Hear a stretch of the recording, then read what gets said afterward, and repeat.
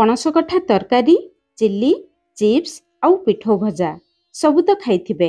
एबे चलंतु बनेइबा किछि नुआ आउ मजादार नुआ शैली रे दुई प्रकारर पणस कठा बरा। मु तो कहिबी पणस सरिबा पूर्वरु निश्चय थरे बनांतु, खाइले लागिबो पूरा चिकेन पकोड़ा। वीडियो को शेष पर्यंत देखंतु। रेसिपी पसंद आसिले प्लीज वीडियो को लाइक करंतु, निश्चय गोटे शेयर करंतु। चैनल नुआ थिले ए जाई सब्सक्राइब कर नथिले तळे थिबा ब्लैक कलर सब्सक्राइब बटन रे प्रेस करी चैनल को सब्सक्राइब करंतु आउ नुआ नुआ वीडियो रो नोटिफिकेशन पाइबा पई बेल आइकन रो ऑल ऑप्शन रे प्रेस करंतु। फेसबुक पेज को निहाती फॉलो करंतु। जय जगन्नाथ। मु सस्मिता आपण समस्तन को स्वागत करूछि सस्मिता स्टार किचन को। प्रथमे चलंतु देखिबा पणस को सहज उपाय रे केमिति काटिबा। किचन स्लैब हेउ किंबा चॉपिंग बोर्ड जेउठी काटिबे प्रथमे ता ऊपरे न्यूज़पेपर रखी काटिबे, ताहले पणसर अठा पेपर रे लागिबो, बाकी कोउठी भी लागिबो नाही। आज मु 800 ग्राम रो कसी पणसटिए नेछि। पणस काटिबा पूर्वरु गोटे जगह रे हळदी पानी करी रखिबे, अल्प सरिष तेल नेबे, से पानी रे अल्प तेल देबे, ताहले पणस काटी रखिले से जगह रे पणसर अठा उ लागिबो नाही। तापरे छुरी किंबा पनकी रे भलो भाबरे तेल लगेबे, दुई हाथ रे तेल लगेबे, तापरे पणस को काटिबे। प्रथमे पणसर डेम्फो को काटिबे। पणस डेम्फो काटी सारिबा परे देखिबे बहुत अठा बाहरिबो। एई अठा को प्रथमे पानी रे भलो भाबरे धोई नेबे। आपण चाहिले बाहरे धोई नै परिबे। तापरे पणस को गोल गोल करी काटी नेबा।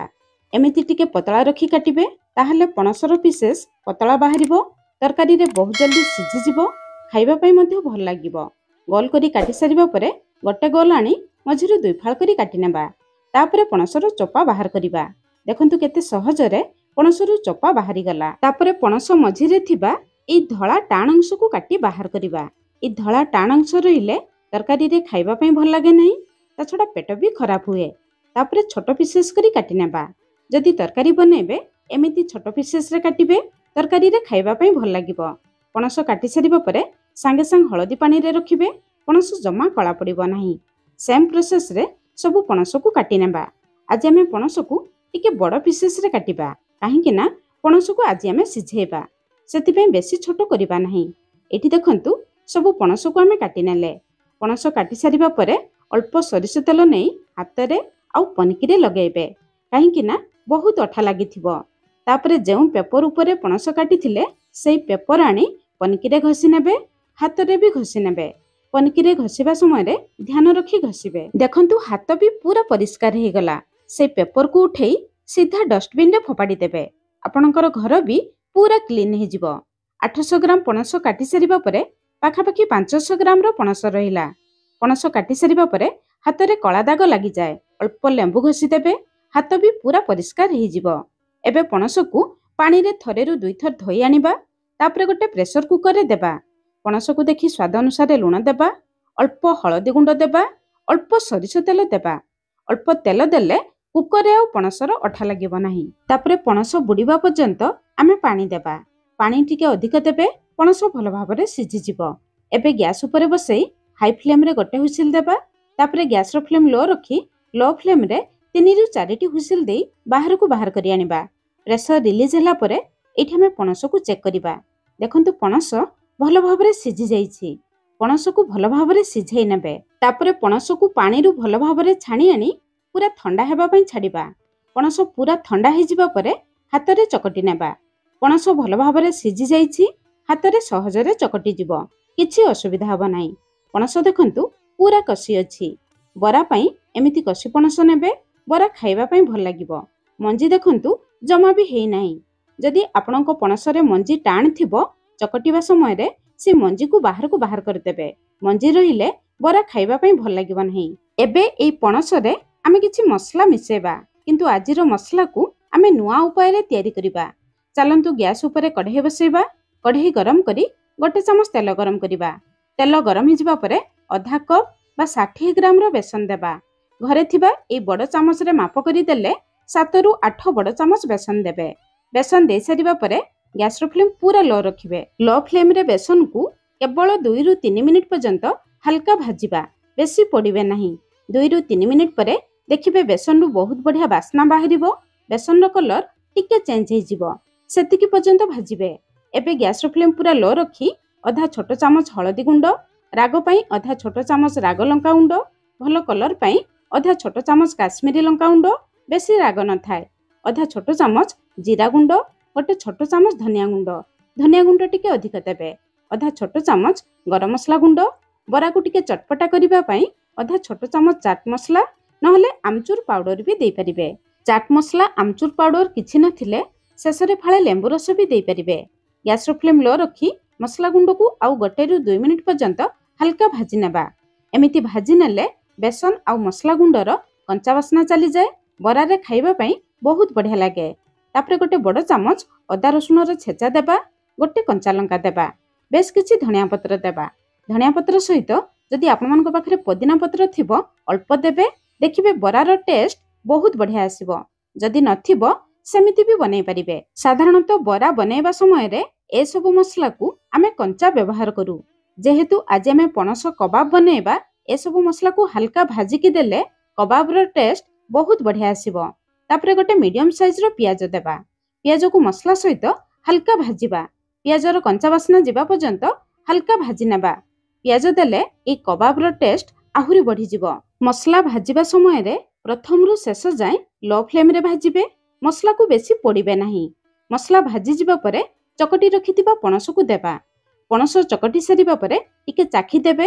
ଯେତିକି ଲୁଣ ଦରକାର ପଡ଼ିବ ଦେଖିକି ଲୁଣ ଦେବେ, କାହିଁକି ନା ପଣସ ସିଝେଇବା ସମୟରେ ଆମେ ଅଳ୍ପ ଲୁଣ ବି ଦେଇଥିଲେ। ତାପରେ ପଣସକୁ ମସଲା ସହିତ ଭଲ ଭାବରେ କଷି ନେବା। ପଣସରେ ଯାହା ବି ପାଣି ଅଛି ସେଇ ପାଣି ମସଲାରେ କଷିଯିବ, ପଣସ ଆଉ ପାଣିଆ ଲାଗିବ ନାହିଁ। ମସଲା କଷିବା ସମୟରେ ହଳଦୀ ଗୁଣ୍ଡ ଟିକେ କମ୍ ଲାଗୁଛି, ଆଉ ଅଧା ଛୋଟ ଚାମଚ ଦେବା। ପ୍ରଥମେ ଅଧା ଛୋଟ ଚାମଚ ହଳଦୀ ଗୁଣ୍ଡ ଦେଇଥିଲେ, ଏବେ ଅଧା ଛୋଟ ଚାମଚ ଦେଲେ, ତାମାନେ ଗୋଟେ ଛୋଟ ଚାମଚ ହଳଦୀ ଗୁଣ୍ଡ ଆପଣମାନେ ପ୍ରଥମରୁ ଦେଇଦେବେ। ତାପରେ ଭଲ ଭାବରେ ଗୋଳେଇ ନେବା। ପଣସ ମସଲା ହେଇଯିବା ପରେ କଢ଼େଇର ଗୋଟେ ଜାଗାକୁ ଆସିଯିବ। ହେଇଛି କି ନାହିଁ ଜାଣିବା ପାଇଁ ହାତରେ ଅଳ୍ପ ପାଣି ହାତ ହେଇ ମସଲାରୁ ଅଳ୍ପ ଆଣି ଦେଖିବେ। ଦେଖନ୍ତୁ ମସଲା ହାତରେ ଜମା ବି ଲାଗୁନାହିଁ, ତାମାନେ ଆମର ମସଲା ଭଲ ଭାବରେ ହେଇଯାଇଛି। ଏବେ ମସଲାକୁ ବାହାରକୁ ଆଣି ପୁରା ଥଣ୍ଡା ହେବା ପାଇଁ ଛାଡ଼ିବା। ଥଣ୍ଡା ହେଲା ପରେ ଆଉ ଥରେ ମସଲାକୁ ଚକଟି ନେବା। ମସଲା ଚକଟି ସାରିବା ପରେ 2 ହାତରେ ଅଳ୍ପ ତେଲ ଲଗେଇବା। ତେଲ ଲଗେଇଲେ ବରା ସହଜରେ ବନେଇ ପାରିବା। ତାପରେ ମସଲାରୁ ଅଳ୍ପ ଆଣି ପ୍ରଥମେ ହାତରେ ଗୋଲ କରିବା, ତାପରେ ପାପୁଲିରେ ରଖି ବରା ପରି ଚେପ୍ଟା କରିବା। ବରାକୁ ବେଶୀ ମୋଟା କରିବେ ନାହିଁ, ଏତିକି ପତଳା ରଖିବେ, ତାହେଲେ ତେଲରେ ଛାଣିବା ସମୟରେ କିମ୍ବା ଭାଜିବା ସମୟରେ ବରା ବହୁ ଜଲ୍ଦି ଭାଜିଯିବ କିମ୍ବା ଛାଣିଯିବ। ପାପୁଲିରେ ଏମିତି ଚାରିପଟକୁ ଘୁରେଇବେ, ବରା ଚାରିପଟରୁ ପୁରା ସମାନ ହେଇଯିବ। ପ୍ରତ୍ୟେକ ଥର ବରା ବନେଇବା ପୂର୍ବରୁ ହାତରେ ଅଳ୍ପ ତେଲ ଲଗେଇବେ, ବରା ସହଜରେ ବନେଇ ପାରିବେ। ପ୍ରକୃତରେ ଏହି କବାବ ଖାଇବା ପାଇଁ ଭାରି ସୁଆଦିଆ ଲାଗେ। କଞ୍ଚା ମସଲା, କଞ୍ଚା ବେସନ ଦେଇ କଞ୍ଚା ବରା ବନେଇବା ଅପେକ୍ଷା ମସଲାକୁ ଏମିତି ଭାଜି ଏହି କବାବ ବନାନ୍ତୁ, ଦେଖିବେ କଞ୍ଚା ବରା ଅପେକ୍ଷା ଏହି କବାବର ଟେଷ୍ଟ ବହୁତ ବଢିଆ ଆସିବ। ଏତିକି ବରାକୁ ଆଜି ଆମେ 2ଟି ଉପାୟରେ ବନେଇବା। ପ୍ରଥମେ ଚାଲନ୍ତୁ ଅଳ୍ପ କବାବ ଛାଣିବା। ଆଜିର କବାବ ଗୁଡ଼ିକୁ ମୁଁ ସାଲୋ ଫ୍ରାଏ କରିବି, ସେଥିପାଇଁ ଅଳ୍ପ ତେଲ ଗରମ କରିଛି। ଆପଣ ଚାହିଁଲେ ଅଧିକ ତେଲରେ ଛାଣି ବନେଇ ପାରିବେ। ତେଲ ଗରମ ହେଇଯିବା ପରେ କବାବ ଗୁଡ଼ିକୁ ଦେବା। କବାବ ଦେଇ ସାରିବା ପରେ ଗ୍ୟାସର ଫ୍ଲେମ୍ ଲୋ ରଖି ତଳପଟକୁ 1ରୁ 2 ମିନିଟ୍ ପର୍ଯ୍ୟନ୍ତ ଭାଜିବା ପାଇଁ ଛାଡ଼ିବା। ଉପର ଅଂଶ ଏମିତି ଟିକେ ଚେଞ୍ଜ ହେଇଯିବା ପରେ କବାବ ଗୁଡ଼ିକୁ ଓଲଟାଇ ଦେବା। ଦେଖନ୍ତୁ ତଳପଟ ହାଲକା ଲାଲ କଲର ହେଇ ଆସିଲାଣି। ଗ୍ୟାସର ଫ୍ଲେମ୍ ଲୋ ମିଡିୟମ ରଖି କବାବ ଗୁଡ଼ିକୁ ଏପଟ ସେପଟ କରି ପୁରା ଲାଲ କଲର ହେଲା ପର୍ଯ୍ୟନ୍ତ ଭାଜିବା। ଯେହେତୁ ଆମେ ଅଳ୍ପ ତେଲରେ ଭାଜୁଛୁ, ଏପଟ ସେପଟ କରି ପୁରା ଲାଲ କଲର ହେଲା ପର୍ଯ୍ୟନ୍ତ ଭାଜିବା। ଯଦି ଭିତରେ ଟିକେ ବି କଞ୍ଚା ରହିଯିବ ତାହେଲେ ଖାଇବା ପାଇଁ ଭଲ ଲାଗିବ ନାହିଁ। ଏମିତି ଲାଲ କଲର ହେଇଯିବା ପରେ ଆମେ ବାହାରକୁ ବାହାର କରି ଆଣିବା। ଦେଖନ୍ତୁ କବାବ ଗୁଡ଼ିକ କେତେ ସୁନ୍ଦର ଦେଖାଯାଉଛି। ଏବେ ଚାଲନ୍ତୁ ଏତିକି ବରାକୁ ଆଉ ଗୋଟେ ପ୍ରକାରର ବନେଇବା। ଗୋଟେ ଗିନାରେ 3 ବଡ଼ ଚାମଚ ମଇଦା ନେବା। ଏତିକି ବରା ପାଇଁ 3 ବଡ଼ ଚାମଚ ମଇଦା ନେବେ। ମଇଦାକୁ ଦେଖି ସ୍ୱାଦ ଅନୁସାରେ ଲୁଣ ଦେବା। ପ୍ରଥମେ ଅଧା କପ୍ ପାଣି ଦେଇ ମଇଦାକୁ ଗୋଳେଇବା। ମଇଦାର ଘୋଳ ପାଣି ବନେଇବା। ମଇଦାର ଘୋଳ ପାଣିକୁ ବେଶୀ ବହଳିଆ କରିବେ ନାହିଁ, ଟିକେ ବହଳିଆ ଅଛି, ଆଉ 1ରୁ 2 ଚାମଚ ପାଣି ଦେଇ ମଇଦାକୁ ଭଲ ଭାବରେ ଗୋଳେଇ ନେବା। এই ମଇଦାର ଘୋଳ ପାଣିକୁ ଏତିକି ପାଣି ରଖିବେ, ବେଶୀ ବହଳିଆ ନୁହେଁ କିମ୍ବା ବେଶୀ ପାଣି ନୁହେଁ। ତାପରେ ଆମକୁ ଦରକାର ଛୋଟ ପିଲା ଖାଉଥିବା ସାଧା କର୍ଣ୍ଣଫ୍ଲେକ୍ସ। କୌଣସି ଫ୍ଲେଭର ବାଲା ନେବେ ନାହିଁ। ଯଦି ସାଧା କର୍ଣ୍ଣଫ୍ଲେକ୍ସ ନଥିବ ତା ବଦଳରେ ବ୍ରେଡ୍ କ୍ରମ୍ସ ନେଇପାରିବେ।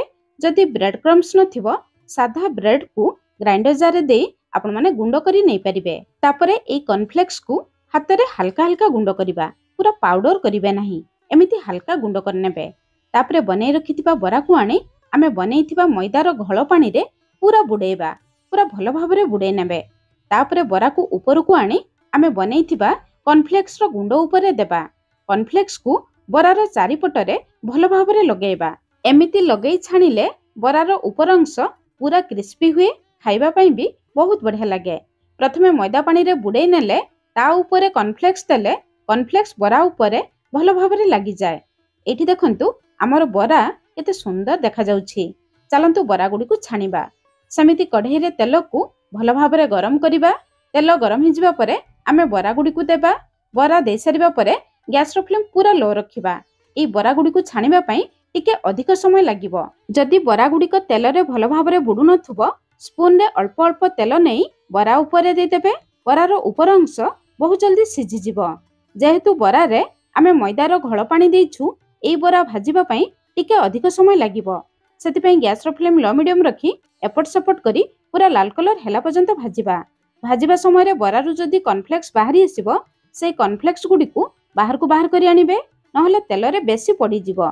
जेहेतु आमे अल्प तेल रे भाजुछु बरा गुडी को चारिपट को एपट सपट करी भाजी नेबे, ताहले बरार चारिपट जमा कंचा रहिबो नाही, भल भाबरे भाजी परिबो। जदि अधिक तेल दे छानिबे ताहले बरा गुडी को कम समय रे सहज रे भल भाबरे छानी परिबो।